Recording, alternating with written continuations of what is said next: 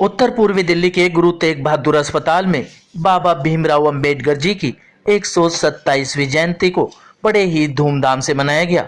इस अवसर पर एक परिचर्चा भी आयोजित की गई। इस परिचर्चा का विषय देश की वर्तमान सामाजिक और राजनीतिक परिस्थितियां एवं मूल निवासी समाज के हितों की रक्षा करना है।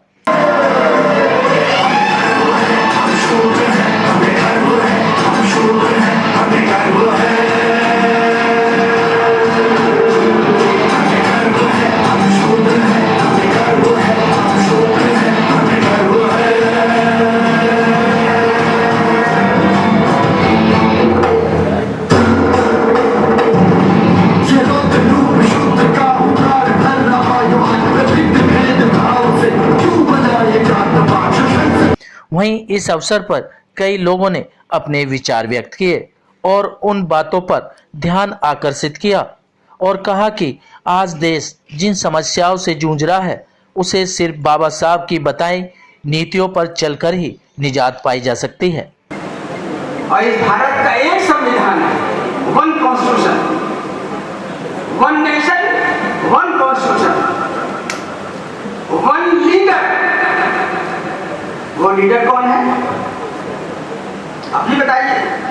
One nation, one constitution, one leader, leader कौन है? बाबा साहेब अम्बेडकर। बताइए तो इसको बोलना चाहिए ना। One nation, one constitution, one leader, doctor Bhimrao Ambedkar. दो ही ऐसी पैदा हुई है मानवतावादी कि अभी तक कोई पूरे दुनिया में तीसरा पैदा हुआ नहीं। तो मैं ये चाहूँगा कि उस महामानवतावादी इंसान की बहुत सारी चीज़ें हैं और बहुत सारी चीज़ें समाज के लोग जानते हैं। उनकी लाइफ हिस्ट्री जानते हैं, उनकी एजुकेशन जानते हैं, उन्होंने इस देश का संविधान लिखा वो जानते हैं। वहीं इस प्रोग्राम में मुख्य अतिथि के रूप में आए दिल्ली सरकार के मुख्यमंत्री श्री अरविंद केजरीवाल ने शिरकत की और मंच से लोगों को संबोधित करते हुए कहा कि विरोधी पार्टियां दलितों के साथ लगातार अत्याचार करती आ रही हैं। दलितों को ज्यादा से ज्यादा शिक्षा ग्रहण करनी चाहिए ताकि दलित वर्ग भी उच्च पदों पर आसीन हो सके। मंत्री केजरीवाल ने बाबा साहब के नारे लगाते हुए उनके बताए मार्ग पर चलने के लिए लोगों से अपील भी की। क्या कहना था मंत्री केजरीवाल जी का, सुनाते हैं आपको भी। मेरे साथ बोलेंगे, जय भीम, जय भीम, जय भीम। बाबा साहब अम्बेडकर का जन्म दिवस मनाने के लिए उपस्थित हुए हैं।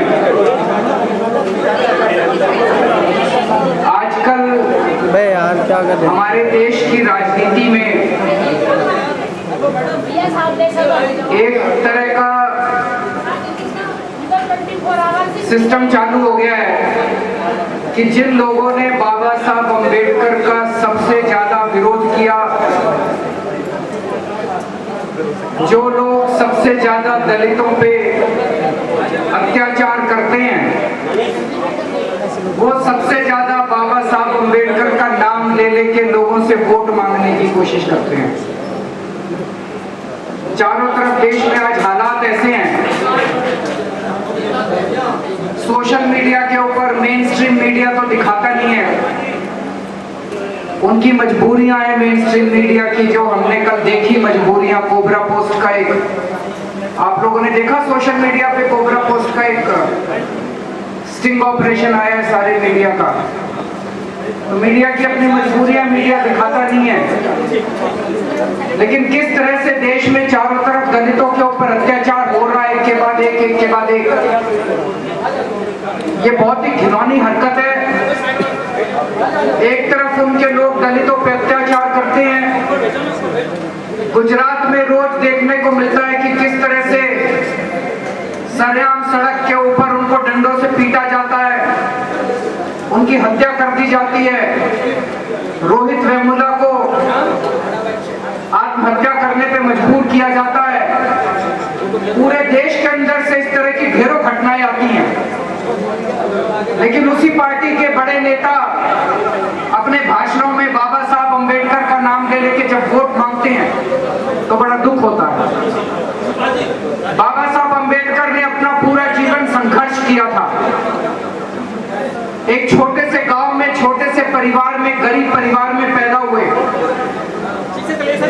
पूरे देश में पूरी दुनिया उनका सम्मान करती है। उनका सम्मान किस लिए किया जाता है? उनका सम्मान इसलिए नहीं किया जाता कि उन्होंने अपने लिए कुछ किया था। उनका सम्मान इसलिए किया जाता है कि उन्होंने पूरे केवल दलित समाज नहीं, पूरे शोषित समाज के लिए पूरा जीवन संघर्ष किया था। बचपन से ही उन्होंने छुआछूत को भोगा था। उनके खिलाफ तरह तरह के अत्याचार हुए, लेकिन संघर्ष करके वो पढ़े, संघर्ष करके वो विदेश गए, विदेश में उन्होंने पढ़ाई की, वापस आए। उन्होंने भारत के स्वतंत्रता संग्राम में हिस्सा लिया। अंदर हमारे देश के, कांग्रेस के और स्वतंत्रता संग्राम के अंदर भी जो कमियां थी उसके लिए उन्होंने आवाज उठाने की हिम्मत की। दलित और शोषित समाज के लिए उन्होंने आवाज उठाई। और हमारे देश का सौभाग्य है कि संविधान बनाने वाली जो कमेटी थी, जो सभा थी, उसके वो चेयरमैन बने और उन्होंने दुनिया का सबसे बेहतरीन संविधान हमारे देश को दिया। देखिए, सबसे पहले तो मैं बहुत बहुत बधाई देती हूँ 127वीं जयंती के लिए। और यही कहना चाहूँगी कि केजरीवाल जी आए हैं, अच्छी बात है, मगर आज सिर्फ भाषणों से काम नहीं चलने वाला है। आज दलितों के लिए काम करने की ज़रूरत है, क्योंकि जो आज देश में चल रहा है वो सब जानते हैं। दलितों का शोषण और ज़्यादा बढ़ गया है, चाहे वो दिल्ली हो चाहे पूरा देश हो, हर जगह शोषण हो रहा है। और अभी मैंने देखा कि वो कितने हमारे अम्बेडकर जी के प्रिय हैं कि वो दीप जलाना भी भूल गए। उनको माइक से बोला गया था कि दीप जलाइए और वो बिना दीप जलाए चले। तो उससे प्रतीत होता है कि वो कितने हितकारी हैं। सामाजिक मंच पे उन्होंने राजनीतिक भाषण में यही बात मैं बोलना चाह रही हूँ कि वो राजनीतिक भाषण देकर गए हैं। ये देखिए, दलितों को सिर्फ यूज़ किया जा रहा है, कोई और पार्टी नहीं है, केवल कांग्रेस पार्टी है जो दलितों की हितकारी की सम्मान जो दिया है वो दलितों ने दिया और किसी ने। लोगों की अपनी अपनी फितरत है, अपनी अपनी आदतें हैं, लेकिन हमारे लोगों पे होने वाले जुल्म की लड़ाई को तो हमारे लोग ही लड़ेंगे जी। नेता बेसिकली कुर्सी तक ज़्यादा बंधे होते हैं। कुछ एक नेता छोड़ दीजिए तो ज़्यादातर कुर्सी से बंधे होते हैं। उनका सारा जीवन, सारा काम कुर्सी हासिल करने में, और हासिल हो जाए तो सिर्फ बने रहने में, उसमें ज़्यादा लगाते हैं। लेकिन समाज का आंदोलन तो समाज को चलाना है। इसलिए मैं बार बार कहता हूँ ये कुर्सी टेम्परेरी है, किसी की परमानेंट नहीं है। ये आई है तो जाएगी ज़रूर। आप समाज के लिए काम कीजिए, समाज का आंदोलन लड़िए, समाज का हक दिलाइए, तो कम से कम आपको खुद को, मन को सेटिस्फेक्शन तो होगा कि हमने कुर्सी पर रह के भी समाज के लिए काम किया, समाज के हक के लिए लड़े। वरना कोई याद करने वाला भी नहीं बचेगा। कुर्सी पहले भी बहुत लोग मंत्री रहे हैं, MP MLA रहे हैं, उनका आज बच्चे नाम भी याद नहीं रखते, जानते भी नहीं हैं। तो ऐसे लोगों को नहीं जानते जिन्होंने समाज को वापस कुछ दिया नहीं, समाज के लिए कुछ किया नहीं। लेकिन जिन लोगों ने बाबा साहेब के मिशन को आगे चलाया, जिन्होंने समाज के आंदोलन को आगे चलाया, जिन्होंने समाज के लिए काम किया, उनको आज भी लोग नाम याद करते हैं, उनका सम्मान करते हैं। तो मैं समझता हूँ आज समाज के सामने बड़ा संकट है, क्योंकि बाबा साहेब के बनाए संविधान को जिस तरीके से केंद्र की सरकारें और बहुत सारी राज्य की सरकारें जिस तरह संविधान की अवहेलना कर रही हैं और जिस तरह हमारे समाज का एक एक करके उसके हक को छीन रही हैं, ये समाज के लिए बहुत ज़्यादा खतरनाक समय। समाज को एकजुट होना पड़ेगा। और समाज है तो कुर्सी है जी। समाज ही नहीं रहेगा तो कौन तुम्हें कुर्सी देने वाला है? रिजर्वेशन ही नहीं बचेगा तो तुम्हारा तो फिर कुर्सी वैसे ही खत्म हो जानी है। NCR में हजारों बेगुनाह जेल में बंद हैं और बहुत ही दुखदाई बात है ये। मैं खुद पहले इस बात को बार बार जगह जगह बोल रहा हूँ और समाज के लोगों को ज़मीनी तौर पे हम उस पर बैकग्राउंड में काम भी कर रहे हैं कि हमारे युवा छूट जाएं। वहाँ वकीलों को खड़ा करने में उसमें हम अपनी भूमिका निभा रहे हैं जैसा हमें निभानी चाहिए।